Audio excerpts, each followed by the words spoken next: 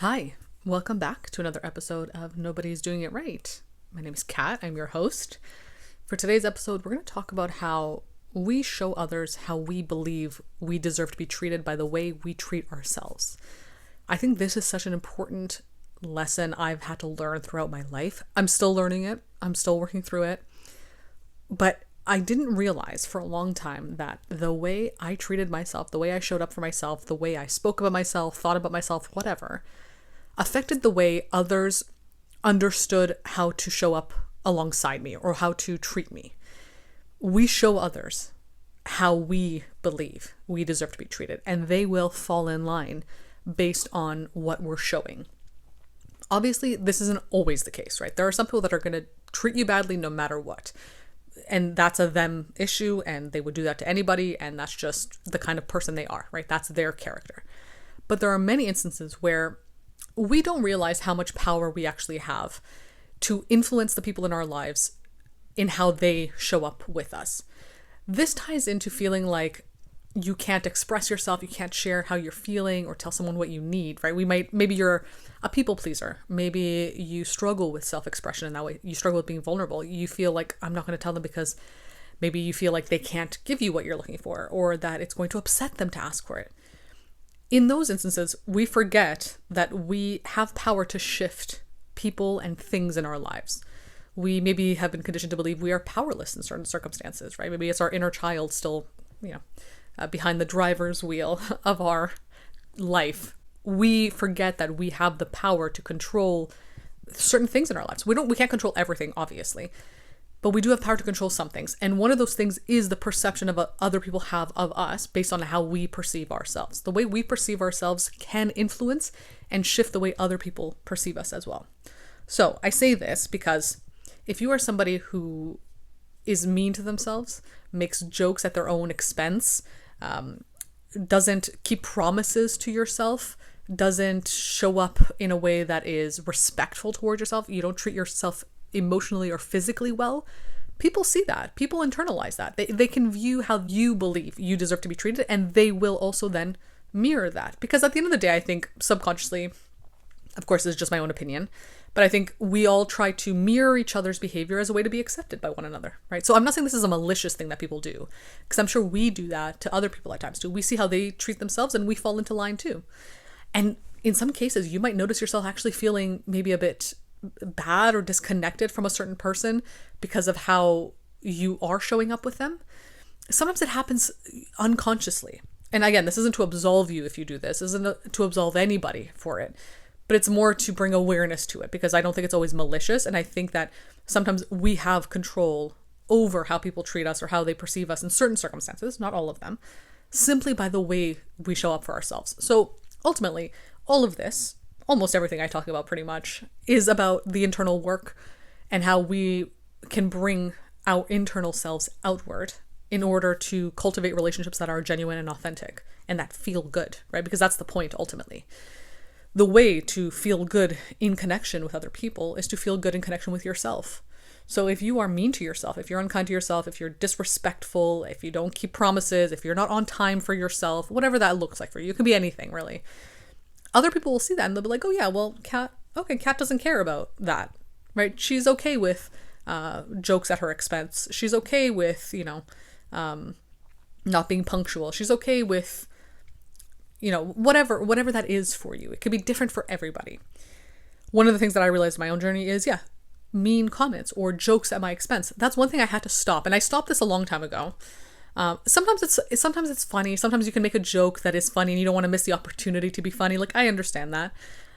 And sometimes those jokes will still affect the way someone sees you. They will start seeing you as, oh yeah, okay, Kat's someone who is fine with jokes at her expense, or is fine making jokes about something that maybe you feel comfortable joking about with yourself because it's just a joke for you, but you don't feel comfortable if someone else jokes about it. But you're setting the precedent that it's okay, right? This can apply to anything. Someone who's unwilling to be punctual every time you spend time together, but maybe you're not punctual for yourself.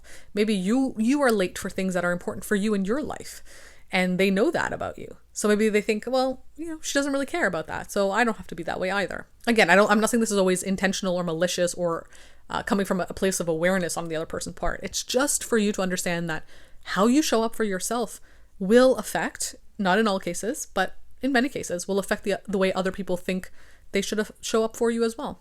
So basically, the only power you have, the only control you have truly is how you are towards yourself, how you speak to yourself, how you respect yourself. That's the only thing you can do. So if that's the only thing you can do, you might as well take control of that. You might as well show yourself the kind of respect and love and care that you want to be shown. Because otherwise, what's the point, right? Why show yourself what you don't want to be shown and then be upset when someone doesn't show you it, right? How can you then live, in a sense, without regret when you look back and think, you know what? I wish I was at least kinder to myself. If nobody in your life ever, and this is an exaggeration, of course, but if nobody in your life ever shows up the way you want them to, at the very least, you can hold on to the idea that you showed up for yourself the way you wanted to. At least you did that for yourself. But if you don't even do that for yourself, if you don't even show yourself the kindness, compassion, love, forgiveness, whatever, that you wish others showed you, and nobody else does either in your life, then that's even more sad, because you at least had that control. You can't control other people, obviously. You can't force people to show up the way you want them to. The only person you can do that with is yourself. So to not even take control of that is such a shame. It's so sad if you think about it that way. And again, this isn't to make you think that you have to force people to do, what you want them to do, or to show up for you in a way, or to even stick with people who aren't showing up with you in the way you want them to, or to think that, okay, the reason they're not treating me this way is because I'm not treating myself this way enough. Like I have to be better. No, we're not here to perpetuate this idea of perfectionism, in some ways saying that because they aren't showing up the way I want them to, that must mean there's something wrong with me. Like I have to be better. I have to show up better for myself. I have to show up in a way that's authentic for you, that is coming from as loving of a place as you can at this point in time, because, I think we're still learning how to treat ourselves best, how to grow and understand ourselves better. You're never going to be perfect. You're never going to be able to do it 100%. And it's not about trying to manipulate another person to treating you a certain way. If they aren't, and you at least are showing up for yourself in that way, and they're still not getting the hint that this is how you want to be treated, then those are relationships that sometimes have to end. And it's sad, and there's a lot of grief to it, but don't take that as a sign of you not being good enough, that this person didn't change the way they behave. That has nothing to do with you at that point. That has to do with them. That's, a them problem, whatever that means. It's not a burden for you to carry. Because again, if you are showing yourself the care, respect, love that you want to experience, you can at least hold on to that and show yourself, see, I am worthy of it, even if it's just from me. That's enough sometimes. It really is. Of course, we are communal creatures. I'm not saying that we should be individualistic, that we don't need anybody, that we shouldn't be around people. No. Your love is good for you. It's important for you. But of course, we do need the connection from other people as well. Like that is part of being in a community, and we need community. But it's also about being then able to be more mindful and intentional with who we allow into our space. So if you are showing up for yourself, if you are respecting yourself, treating yourself how you believe you deserve to be treated, and someone is not treating you that same way, you can at least use that as an understanding that, okay, I'm showing myself what I want to see. Therefore, I believe that I deserve it. And if this person is not showing me that, then why do I still have them in my life, right? What's the point here, truly? What am I really getting out of this? What is anybody getting out of that?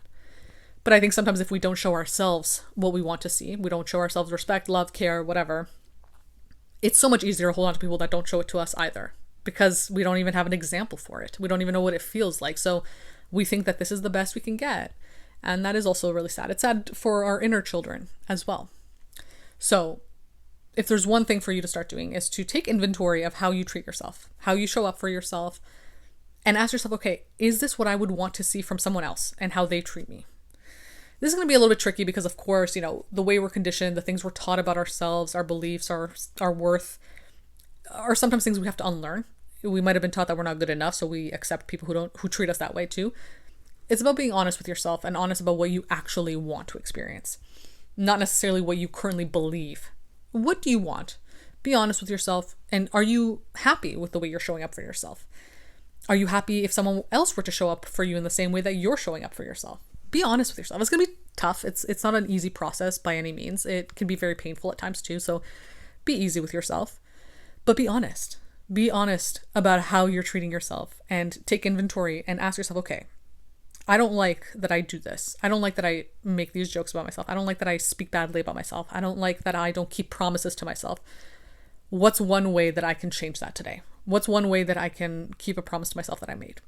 The more you do that, it can be small things. It doesn't have to be these huge grand changes to change yourself overnight, or how I went through a glow up in 6 months or whatever. It doesn't have to be grandiose in that way, because that can be really overwhelming. One small thing. What's one promise you can keep to yourself that you made yesterday that you would normally not keep because maybe deep down you believe you're unworthy of being treated this way? This is how you shift those beliefs about yourself. It's not some, intense strategy. It's just one small change, one small step in a different direction. What is one of those things that you can do? Or if you are maybe engaging with people or a friend or whatever, and you have that impulse to make a joke about yourself, maybe because you feel like if I make them laugh, even if it's at my expense, I'll keep them there. They'll think I'm worthy of staying because at least I'm making them laugh. Try to fight against that impulse, because at least then you can show yourself if that person is willing to be in your life, regardless of how funny you are, or regardless of if your humor has to do with you and your expense and making fun of you. You get to show yourself, give yourself the opportunity to see how this person actually feels about you when you aren't in this state of performance all the time. And it also is more respectful for them too, because if you're believing that the only reason they're around you is because they like hearing jokes about you at your expense, that gives you maybe a tainted perspective of how they are as a person, but maybe they aren't like that. Let them show you as well that they are interested in being around you even when you aren't making fun of yourself. Maybe they actually like it better when you don't make fun of yourself, right? So show yourself those things, let yourself experience them and see how you feel about it, and slowly shift the way you treat yourself so that you can then filter out the people that aren't treating you the way that you believe you deserve to be treated, because they won't be there anymore if they can't treat you the way, they want to. Maybe they want to treat you a little less respectfully than you want to be treated. Therefore, you can filter them out easier. You can weed them out. So yeah, again, to reiterate, people will treat you the way you believe you deserve to be treated by the way you treat yourself. So show others and yourself an example of how you believe you deserve to be treated. Be that example for people and for yourself. And show yourself what you are worthy of by simply giving it to yourself, so you have the ability to recognize it. So yeah, I hope this was helpful. I hope it was informative. I hope it gave you a different perspective. If you want to talk about these things with me one-to-one, I offer calls over on my website. Follow me on my other social media accounts, on my TikTok, my Instagram, for my other content. And subscribe to my Substack if you want to read all my essays and articles about these topics as well. Other than that, thank you for listening, and I'll be back again soon with another episode.